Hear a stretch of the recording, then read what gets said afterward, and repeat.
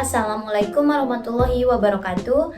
Halo semua, perkenalkan nama saya Saskia Zahratul Ain dengan NIM C1G024100036, mahasiswa mata kuliah Ekonomi Makro yang diampu oleh Pak Dodi Septiadi, SPD MSI.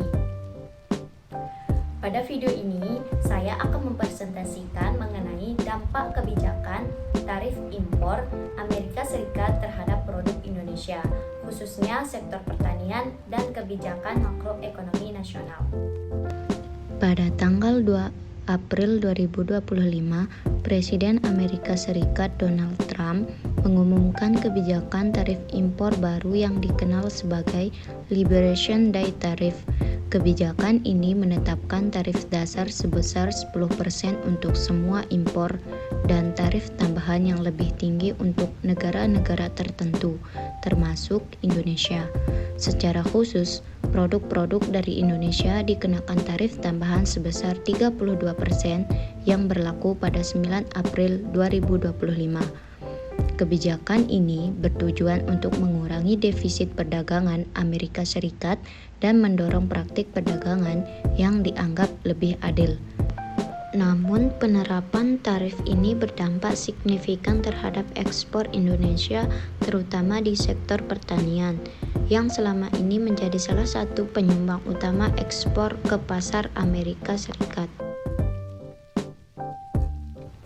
Bagaimana sih dampak kebijakan tarif ini mempengaruhi sektor pertanian, khususnya terhadap ekspor produk pertanian dan subsektor terkait, dan bagaimana kebijakan ini mempengaruhi indikator makroekonomi nasional seperti pertumbuhan ekonomi, neraca perdagangan, nilai tukar, dan pendapatan petani?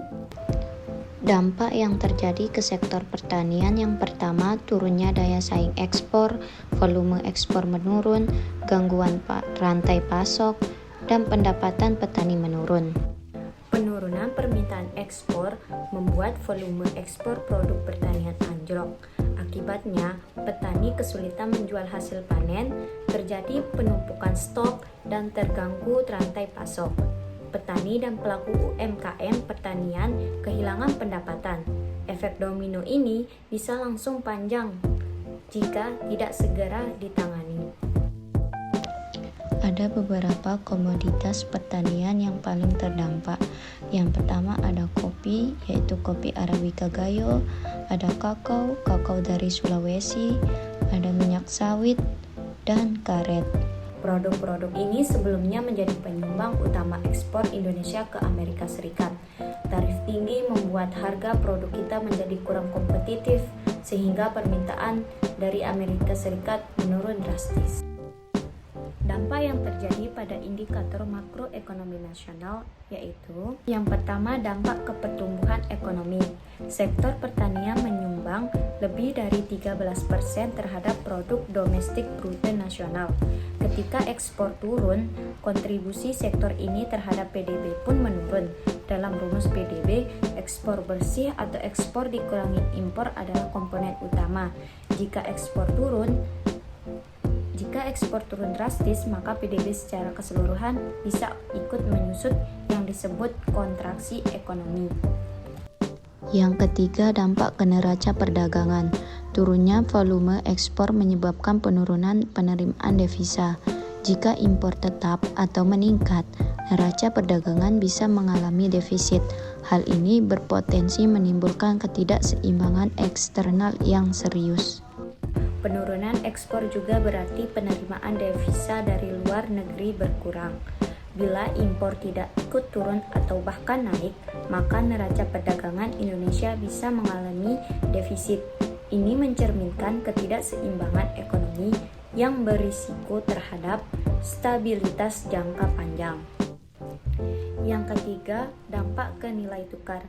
Ketika penerimaan devisa turun, maka pasokan dolar di pasar juga berkurang. Hal ini menekan nilai tukar rupiah. Depresiasi rupiah meningkatkan biaya impor bahan baku dan pangan, dan akhirnya memicu kenaikan harga barang secara umum atau inflasi. Dan yang terakhir ada dampak ke sosial dan ketimpangan. Di sisi lain, harga jual produk pertanian di dalam negeri turun karena stok menumpuk. Ini menurunkan pendapatan petani dan memperparah kesenjangan antara wilayah desa dan kota. Risiko kemiskinan pedesaan pun meningkat. Berikut beberapa rekomendasi kebijakan makro yang bisa diambil pemerintah Indonesia untuk mengurangi dampak negatif kebijakan tersebut dan menjaga daya saing sektor pertanian nasional. Yang pertama, dengan cara diversifikasi pasar, yaitu mengurangi ketergantungan pada Amerika Serikat dengan memperluas pasar ke ASEAN, Tiongkok, Jepang, Uni Eropa, memanfaatkan perjanjian perdagangan bebas dan melakukan diplomasi ekonomi aktif.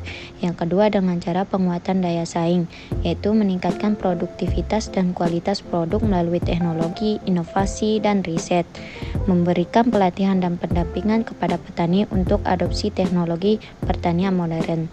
Yang ketiga, pengembangan pasar domestik, yaitu memperkuat konsumsi produk lokal melalui kampanye promosi dan kemitraan dengan riset modern, memperbaiki rantai pasok, dan mengatur infrastruktur distribusi untuk efisiensi dan pemerataan. Yang keempat, ada kebijakan fiskal dan moneter yang mendukung, yaitu pengurangan pajak, subsidi input, bantuan modal kerja, dan menjaga stabilitas nilai tukar rupiah dan kendalikan inflasi untuk iklim ekonomi yang kondusif.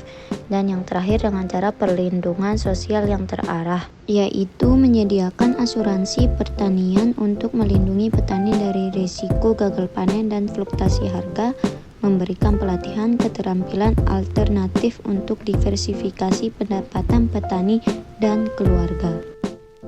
Jadi kesimpulannya, kebijakan tarif impor sebesar 32% dari Amerika Serikat terhadap produk Indonesia memberikan tekanan serius pada sektor pertanian yang menyebabkan penurunan ekspor dan pendapatan petani. Dampaknya meluas pada perekonomian nasional, termasuk perlambatan pertumbuhan ekonomi, pelemahan neraca perdagangan, dan tekanan terhadap nilai tukar rupiah. Untuk mengatasi tantangan ini, pemerintah Indonesia perlu mengambil langkah strategis melalui kebijakan terpadu seperti diversifikasi pasar, peningkatan daya saing produk pertanian, dan perlindungan sosial pertanian dan perlindungan sosial bagi petani. Dengan respon yang tepat, sektor pertanian Indonesia tetap dapat kompetitif dan menjadi penopang pertumbuhan ekonomi nasional. Terima kasih sudah menonton video saya, semoga bermanfaat. Sekian, terima kasih. Wassalamualaikum warahmatullahi wabarakatuh. Bye-bye.